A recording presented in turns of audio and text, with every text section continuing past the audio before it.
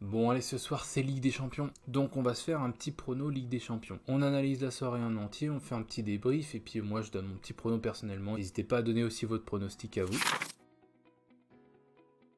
Le premier match de la soirée, ça sera Milan-Feyenoord, et je vais pas vous cacher que c'est quand même le match qui m'intéresse le plus. À l'aller, on est sur une victoire de Feyenoord 1-0, avec vraiment une équipe de Milan en grande difficulté, qui arrive absolument pas à marquer de but avec Conceição depuis qu'il est arrivé. C'est très dur dans le jeu, c'est très difficile pour eux de marquer des buts, mais ce qui est quand même intéressant avec le Milan, c'est qu'ils sont à domicile, et qu'à domicile, ils n'ont pas perdu depuis le 29 octobre contre le Napoli. Autant dire que ça fait à peu près 3 mois et demi qu'ils n'ont pas perdu à domicile. Bon, évidemment, ils n'ont pas gagné tous les matchs, mais ils n'ont pas perdu. De l'autre côté, Feyenoord, à l'extérieur, c'est une catastrophe. Ils n'arrivent pas à gagner un match. On se souvient notamment du 6-1 qu'ils ont pris à Lille, une grosse tôle.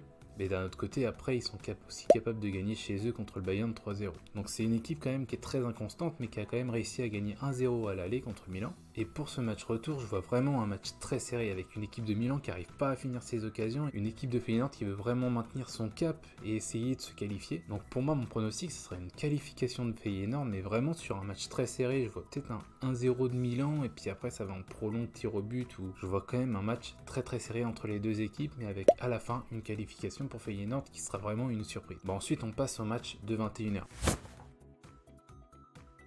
Le premier match qu'on va analyser, c'est l'Atalanta contre le Club de Bruges. Donc clairement pour moi, l'Atalanta se fait complètement voler sur le match aller, ça doit finir en match nul, un partout. C'est vrai que l'Atalanta n'était pas aussi conquérante, je trouve qu'ils sont en train un petit peu de baisser en termes de régime, on le voit notamment ce week-end avec un 0-0 en Serie A. Pour moi, l'Atalanta est largement plus forte que cette équipe de Bruges et ils peuvent pas louper cette étape-là. C'est une équipe qui est en constante progression avec Gasperini, et il faut qu'ils concrétisent cette progression en allant en 8ème de finale de Ligue des Champions. Et c'est pas le Club de Bruges qui doit les empêcher d'y accéder. Donc je vois une Atalanta vraiment conquérante et qui va s'imposer en 90 minutes, je pense, sur 2 ou voire 3 buts d'équipe, avec évidemment une qualification de l'Atalanta.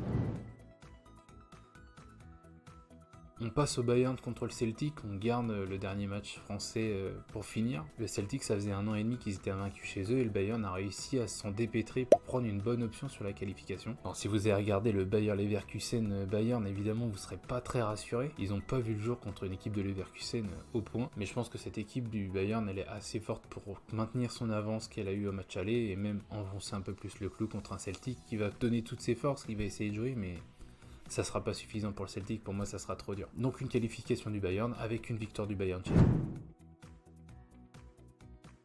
On passe au dernier match, le Benfica qui va recevoir Monaco. Bon, on a eu plein de débats sur le match aller, notamment avec un carton rouge un peu bizarre qui nous semble un peu dur. Ça peut se comprendre qu'on le trouve un peu dur ce carton rouge. Ce week-end, on a vu un Monaco très performant avec un 7-1 contre Nantes. Bon, faut dire que Nantes prend un rouge dans les premières minutes et fait tout le match à 10 et il craque totalement en deuxième mi-temps. De l'autre côté, on a une équipe de Benfica aussi qui gagne ce week-end sur une petite marge mais qui gagne. Je sais que la plupart des Français ont envie d'y croire, ils ont envie de croire en Monaco. Monaco, ils sont capables de retourner toutes les situations. Je suis plutôt d'accord avec ce fait-là, de se dire que Monaco est capable de tout, mais je pense qu'ils sont incapables de se qualifier sur ce tour-là. Alors ça va un peu contre tous les avis, mais il y a trop d'inconstance avec Monaco. Monaco, ils perdent contre le Paris Saint-Germain au moment où on attend qu'ils puissent faire quelque chose. Ils sont trop timides dans les gros rendez-vous, et pour moi, ils seront pareils ce soir. Benfica, c'est beaucoup trop fort à domicile, et ils se sont fait battre la dernière contre le Barça chez eux, mais sur un match absolument épique, où ils auraient dû gagner ce match. Ce match est complètement lunaire, même on peut le dire. Et pour moi, Benfica, ils ont fait le plus dur en gagnant à Monaco, même si on sait que Monaco, c'est pas une grosse ambiance, mais ils ont fait le plus dur. Pour moi, Monaco, j'en retire aucun point positif sur le fait qu'ils peuvent se qualifier. Le Benfica est une équipe très forte à domicile où il y a une grosse ambiance. Monaco a pas forcément peur des grosses ambiances, mais à l'extérieur, ils gagnent très peu de matchs cette saison.